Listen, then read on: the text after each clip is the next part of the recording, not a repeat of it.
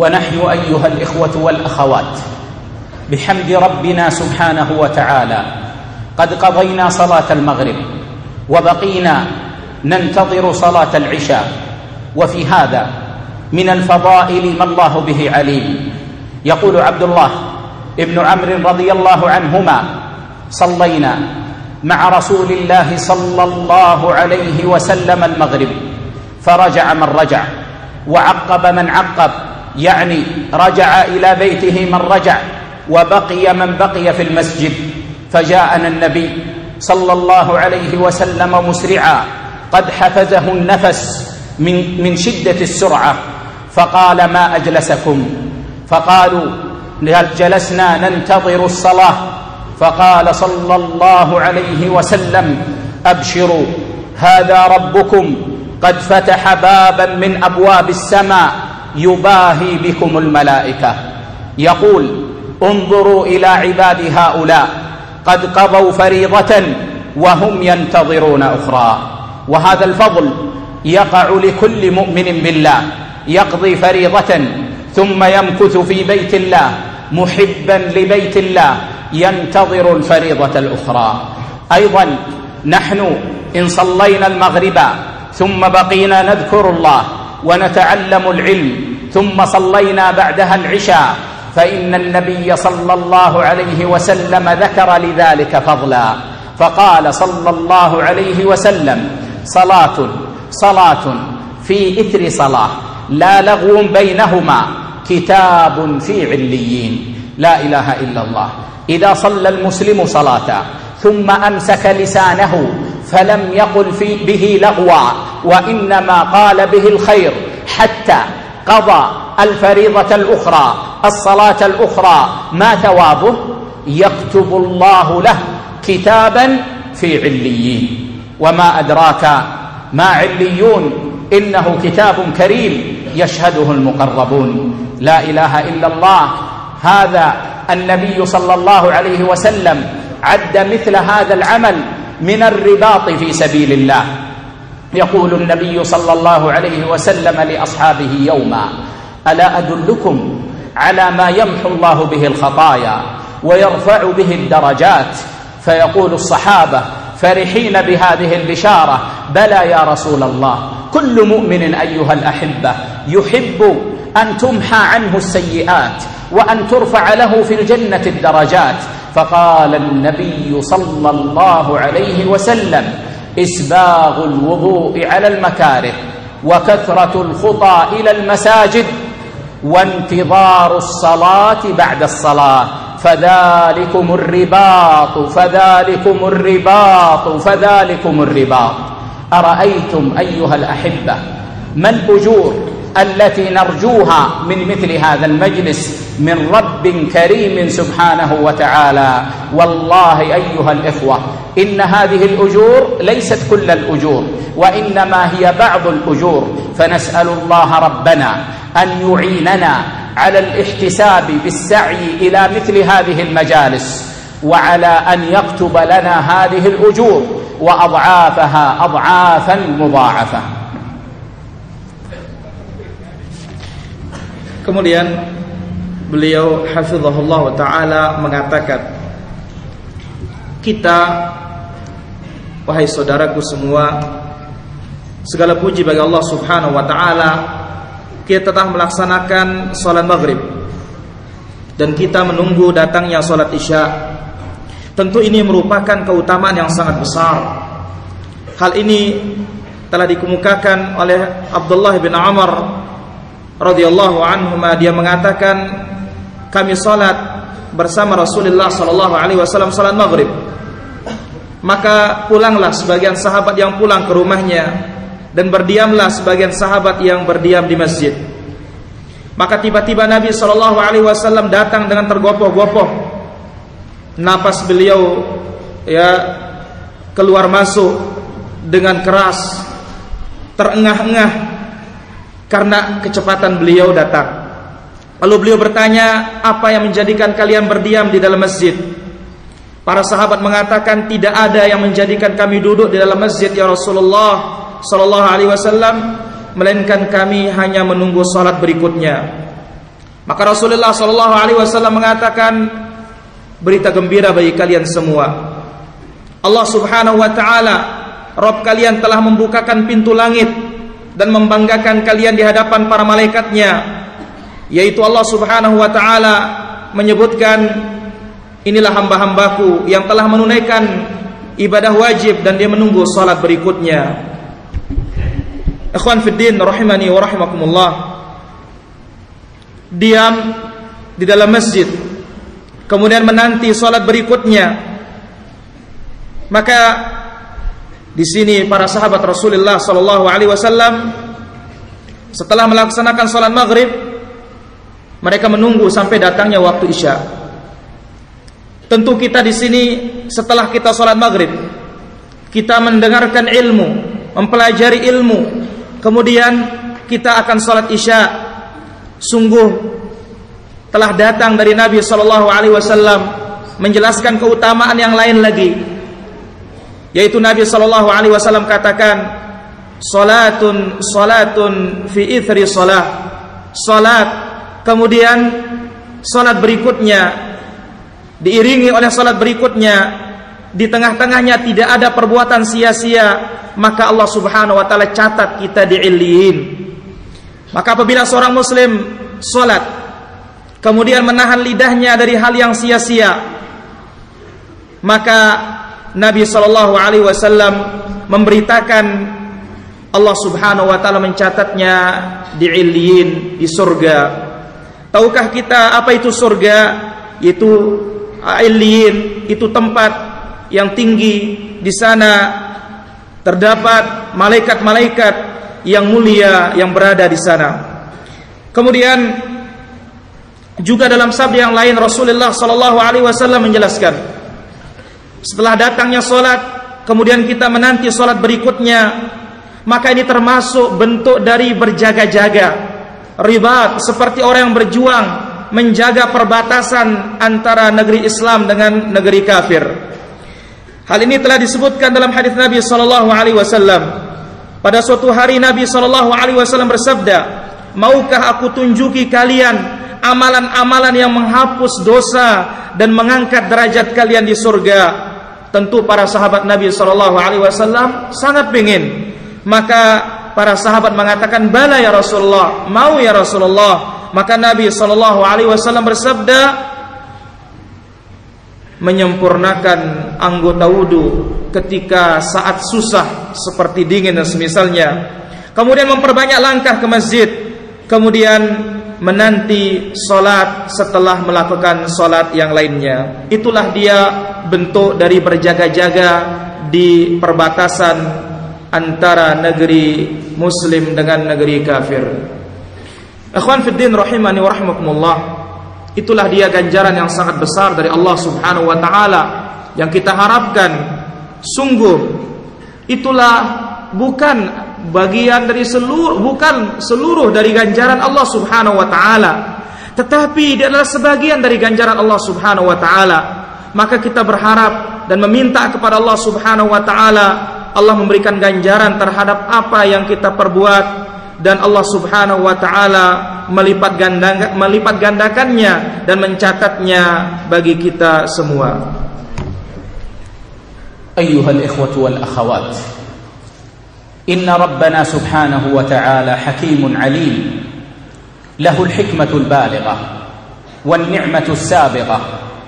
شاء فخلق أبانا آدم عليه السلام من تراب، وخلق أمنا حواء من ضلعه، ثم أمر الملائكة أن يسجدوا لأبينا آدم عليه السلام تكريما له بأمر الله سبحانه وتعالى، فسجدوا إلا إبليس، إلا الشيطان، وهو مخلوق من نار مع الملائكة وليس منهم. فلما أمر الله الملائكة كان مأمورا بأمر الله عز وجل، لكنه أبى واستكبر ولم يكن من الساجدين. فلما سأله الله عز وجل عن ذلك قال متكبرا إن خلقته أعظم من خلقة آدم عليه السلام، فلما قضى الله عليه بالطرد والإبعاد ماذا فعل؟ قال أنظرني إلى يوم يبعثون، أخرني إلى يوم القيامة ليستعتب من ذنبه؟ لا، قال إنك من المنظرين، قال إنك من المؤخرين. قال فبما أغويتني، أقسم بين يدي الله عز وجل، فبما أغويتني لأقعدن لهم صراطك المستقيم ثم لآتينهم من بين أيديهم ومن خلفهم وعن أيمانهم وعن شمائلهم ولا تجد أكثرهم شاكرين. يعلم أن صراط الله هو المستقيم. قال لأقعدن لهؤلاء العباد لبني آدم على صراطك المستقيم، أصدهم عن هذا الصراط ثم لآتينهم من كل طريق يمكنني أن آتي منه لأصدهم عن هذا الطريق. فأهبط الله عز وجل أبانا آدم وأمنا حواء للحكمة العظيمة التي من أجلها خلقنا، وأهبط الشيطان لحكمة عظيمة. أهبط أبانا آدم عليه السلام وأمنا حواء لنعبد الله سبحانه وتعالى، فإن الله ما خلقنا إلا لعبادة الله على هذه الأرض، وما خلقت الجن والإنس إلا ليعبدون. وأهبط الشيطان ابتلاء لنا ليتبين الصادق من الكاذب والثابت من المضعضع، ولم يجعل للشيطان علينا سلطانا. ولذلك قال الله عز وجل لا تتبعوا خطوات الشيطان، لا تتبعوا خطوات، ما قال الله لا تتبعوا الشيطان، قال لا تتبعوا خطوات الشيطان. قال العلماء وذلك لأمرين عظيمين. أما الأمر الأول فهو أن الشيطان لا سلطان له علينا، وإنما هو يمشي أمامنا ونحن إن شئنا مشينا وراءه. والأمر الثاني أن الشيطان لا يأتينا ليوقعنا في المعصية مباشرة في الغالب، ولكنه يأتينا بخطوة خطوة، يأتينا بخطوة قد تكون طيبة ثم يقودنا إلى خطوة أخرى ثم إلى خطوة أخرى حتى نقع في معصية الله سبحانه وتعالى. Kemudian beliau hafizahullah ta'ala menjelaskan, sesungguhnya Allah subhanahu wa ta'ala Rabb kita maha bijaksana dan maha tahu. Allah subhanahu wa ta'ala memiliki hikmah yang sangat tinggi dan memiliki nikmat yang sangat luas. Allah subhanahu wa ta'ala menciptakan apa yang ia kehendaki. Allah subhanahu wa ta'ala menciptakan moyang kita Adam dari tanah dan menciptakan Hawa dari tulang rusuknya. Kemudian Allah subhanahu wa ta'ala perintahkan malaikat untuk bersujud sebagai bentuk pemuliaan dan penghormatan bagi Adam. Maka bersujudlah malaikat kecuali iblis dan syaitan yang diciptakan oleh Allah subhanahu wa ta'ala dari api. Iblis bersama malaikat, tetapi bukan dari golongan malaikat. Ketika Allah subhanahu wa ta'ala memerintahkan malaikat dan iblis untuk bersujud, maka para malaikat bersujud dan iblis pun sombong dan angkuh, tidak mau bersujud kepada Adam alaihi salatu wassalam. Kemudian Allah subhanahu wa ta'ala tanya dia, kenapa engkau tidak sujud? Maka dengan congkak dan sombong dia mengatakan, ya Allah, engkau telah menciptakan dia dari tanah, dan adapun aku, engkau ciptakan aku dari api. Maka Allah subhanahu wa ta'ala usir dia dari kerajaan langit.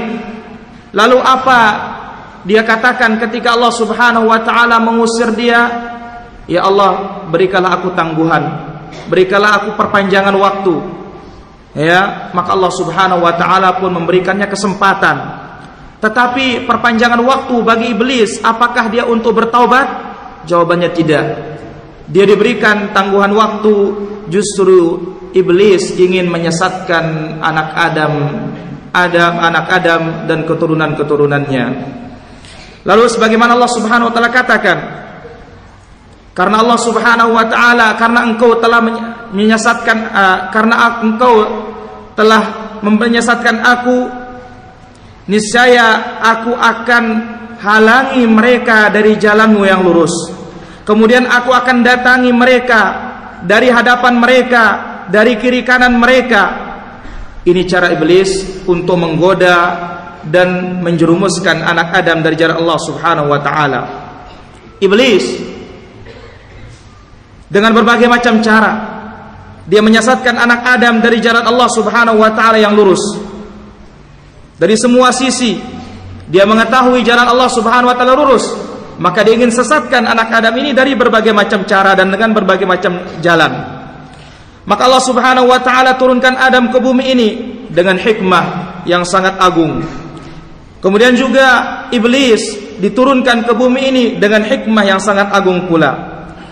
Allah Subhanahu wa taala menurunkan Adam ke bumi ini dengan hikmah yang mulia dan agung, yaitu agar beribadah hanya kepada Allah Subhanahu wa taala. Sebagaimana Allah Subhanahu wa taala firmankan, "Wa ma khalaqtul jinna wal insa illa liya'budun." Tidaklah aku menciptakan jin dan manusia melainkan hanya beribadah kepadaku, yaitu kepada Allah Subhanahu wa taala. Kemudian Allah Subhanahu wa taala mengusir dan menurunkan iblis ke bumi ini untuk apa? Tentu dengan hikmah, agar nampak dan agar jelas mana yang jujur dan mana yang bohong, mana yang beriman dan mana yang kafir kepada Allah Subhanahu wa taala. Tentu iblis tidak punya kekuasaan terhadap Adam dan keturunannya. Maka Allah Subhanahu wa taala sebutkan dalam Al-Qur'an, "Wala tattabi'u khutuwati syaitan." Janganlah kalian mengikuti langkah-langkah syaitan. Para ulama kita rahimahumullah taala, dalam ayat ini ada dua perkara yang sangat besar. Yang pertama, sesungguhnya setan itu tidak punya kekuasaan bagi kita. Setan ini dia hanya mengajak, dia berdiri di depan kita. Kalau kita mau ikut dia, maka kita akan mengikutinya. Kalau tidak mau, maka kita tidak akan mengikutinya. Perkara yang kedua, sesungguhnya syaitan itu tidak datang begitu saja langsung menyesatkan kita, tetapi selangkah demi selangkah. Di awal-awalnya dia mendatangkan kebaikan, kemudian dia menggeser dan mendorong kita dan mengajak kita sedikit demi sedikit, yang akhirnya kita akan terseret dan ikut dan terjerumus dalam kesesatannya. Waqad akhbarana an-nabiy sallallahu alaihi wasallam anna asy-syaitan yajri min ibni Adam majra ad-dam, fahuwa yuwaswisu li wa yuwaswisu lak ويوسوس لك يا أختي ليلا ونهارا رغبة في إغوائنا وأن نضل عن الصراط المستقيم، وهو لا ييأس من الإنسان مهما بلغ حاله ومهما بلغ صلاحه، بل هو مجد في الوسوسة، مجد في دعوة المسلم إلى أن يقع في الضلال.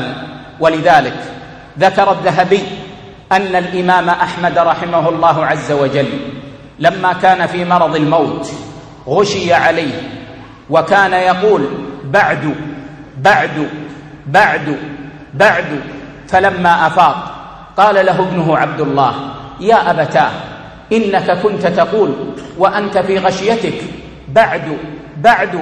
فقال: يا بني إن الشيطان تمثل لي وقال: فتني يا أحمد، فتني يا أحمد، لم أستطع أن أغويك، لم أستطع أن أغويك، فتنت بالقول بخلق القرآن فأبيت أن تقول بخلق القرآن، وثبت على القول إن القرآن كلام الله سبحانه وتعالى، وفتنت بالمال فلم تبتسم بالمال، وها أنت الآن على فراش الموت، فتني يا أحمد. فكان الإمام أحمد يقول له: بعد بعد، لا زالت روحي في جسدي، فأنا لا آمن منك أن تضلني أو توسوس لي حتى تخرج الروح من الجسد. وهذا أمر ينبغي أن ندركه، فإن بعضا منا أيها الإخوة قد يرزقه الله استقامة فيكون على حال طيبة فيغتر بنفسه ولا ينتبه ولا يحذر من الشيطان، فيدخل إليه الشيطان من طريق غفلته حتى يوقعه في ذنب ثم يجرجره شيئا فشيئا عن طريق الاستقامة. فعلينا أن نسير على طريق سلفنا الصالح رضوان الله عليهم الذين كانوا يحذرون من الشيطان حذرا شديدا ولا يغترون بحالهم ولا بصلاحهم، وإنما يسألون الله عز وجل الثبات ويحذرون من وساوس الشيطان. Kemudian beliau hafizahullah ta'ala mengatakan, Nabi kita sallallahu alaihi wasallam telah memberitakan kepada kita bahwasanya syaitan itu berjalan di tubuh manusia ini di mana tempat darah itu berjalan dan mengalir. Dia selalu menggoda kita dan mengganggu kita, laki maupun perempuan, siang dan malam, dengan tujuan ingin menyesatkan kita. Maka bagaimanapun kesalehan seseorang, maka dia harus berusaha untuk menjaga tipu daya dan gangguan-gangguan syaitan. Sebagaimanapun kesalehan seseorang, setan berusaha untuk menggodanya dan mengganggunya, mengajak seorang muslim untuk jatuh ke dalam kesesatan. Telah disebutkan oleh Imam Az-Zahabi rahimahullah ta'ala tentang kisah Imam Ahmad rahimahullah ta'ala ketika beliau sakratul maut. Imam Ahmad rahimahullah ta'ala mengatakan belum. Ketika dia siuman dan sadar dari pingsannya, berkata anaknya Abdullah, "Wahai bapakku, tadi kenapa engkau mengatakan belum?" Lalu dia menceritakan, "Wahai anakku, sesungguhnya syaitan datang dan berkata kepadaku, wahai Ahmad, sungguh aku belum bisa menaklukkan kamu. Aku belum mampu untuk menjerumuskan kamu.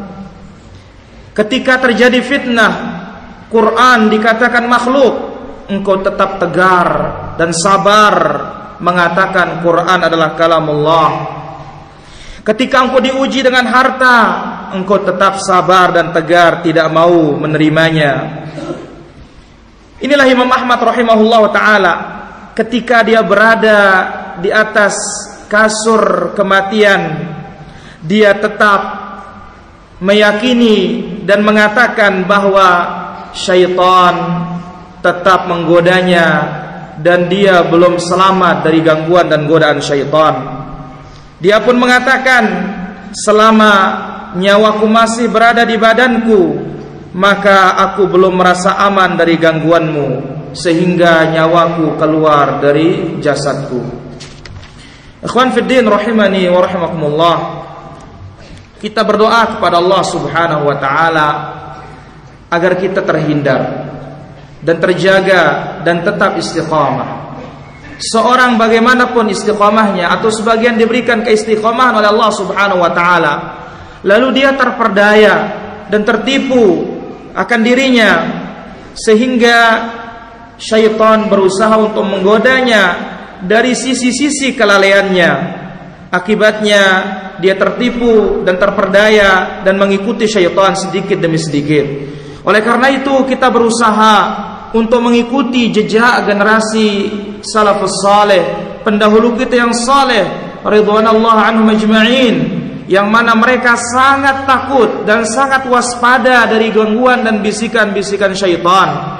Janganlah kita terperdaya, janganlah kita tertipu dengan keistiqomahan kita maupun dengan kesalehan kita. Kita meminta kepada Allah subhanahu wa ta'ala agar kita dihindari dari gangguan dan tipuan syaitan.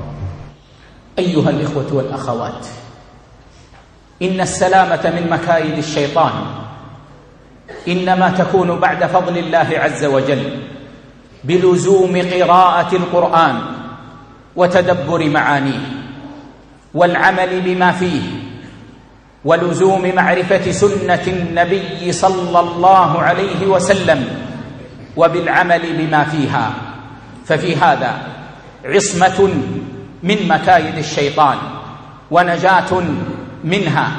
ومن ذلك أن نقف مع وصايا النبي صلى الله عليه وسلم نتدبرها ونعرف معانيها ونعمل بمضامينها، فإن الإنسان يعلم أن الوصية إذا صدرت من حكيم ففيها خير كثير، لأنها تجمع جوامع الخير. فكيف إذا كانت الوصية من محمد بن عبد الله من رسول الله صلى الله عليه وسلم؟ لا شك أنها ستكون جامعة لخير كثير عظيم. ومن ذلك وصية عظيمة جامعة هي وصية مودع من رسول الله صلى الله عليه وسلم، حكاها لنا صحابي جليل فيها كثير من العبر. فقد جاء عن العرباض بن سارية رضي الله عنه أنه قال: صلى بنا رسول الله صلى الله عليه وسلم ذات يوم، ثم أقبل علينا بوجهه فوعظنا موعظة بليغة وجلت منها القلوب وذرفت منها العيون، فقلنا: يا رسول الله، كأنها موعظة مودع فأوصنا. فقال صلى الله عليه وسلم موصيا: أوصيكم بتقوى الله والسمع والطاعة، وإن تأمر عليكم عبد، فإن من يعش منكم بعدي فسيرى اختلافا كثيرا، فعليكم بسنتي وسنة الخلفاء الراشدين المهديين، تمسكوا بها وعضوا عليها بالنواجذ، وإياكم ومحدثات الأمور، فإن كل محدثة بدعة وكل بدعة ضلالة. هذا الحديث سنقف معه وقفات، وإنما أردت أن تسمعوه قبل أن أقف للترجمة، ثم سأقوم إن شاء الله عز وجل ببيان بعض العبر من هذا الحديث الشريف الذي تضمن هذه الوصية العظيمة. Kemudian beliau hafizahullah ta'ala mengatakan, sesungguhnya selamat dari tipu daya syaitan setelah karunia Allah subhanahu wa ta'ala yang menyelamatkan kita adalah dengan membaca Al-Quran, merenungkan maknanya dan mengamalkan kandungannya dan isinya, kemudian terus mempelajari sunnah Nabi sallallahu alaihi wasallam serta mengamalkannya. Inilah dia keselamatan dari tipu daya syaitan.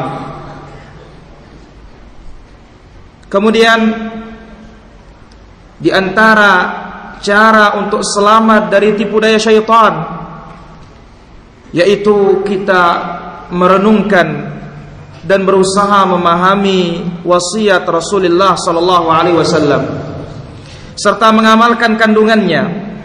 Tentu satu wasiat apabila keluar dari orang yang bijak, maka tentu di dalamnya terkumpul segala kebaikan. Apalagi wasiat itu muncul dari Rasul yang mulia, Nabi kita sallallahu alaihi wasallam, tentu akan menjadi lengkap dan padat, di dalamnya penuh dengan kebaikan yang sangat banyak. Di antara wasiat Nabi sallallahu alaihi wasallam adalah wasiat perpisahan dari Nabi sallallahu alaihi wasallam, Rasul yang mulia yang dibawakan dan diceritakan oleh sahabat yang mulia, yaitu dari Al-Adbad ibn Sariyah radhiyallahu anhu ardah. Beliau mengatakan, Nabi sallallahu alaihi wasallam memimpin kami salat pada suatu hari, lalu menghadap ke kami dan memberikan wasiat dan peringatan yang sungguh hebat, yang menjadikan hati takut, menjadikan mata mencucurkan airnya. Lalu dikatakan, sepertinya ya Rasulullah, ini adalah wasiat perpisahan, maka wasiatilah kami.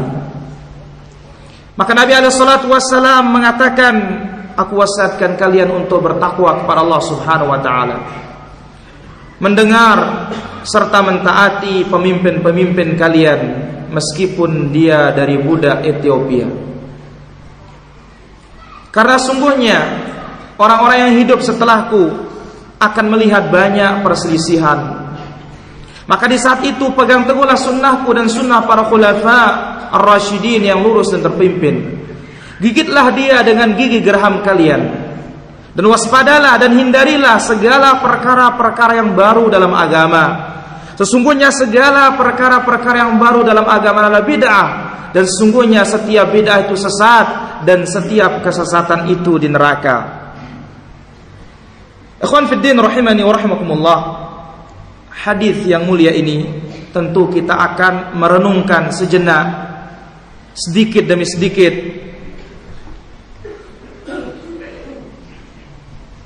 Dan tentu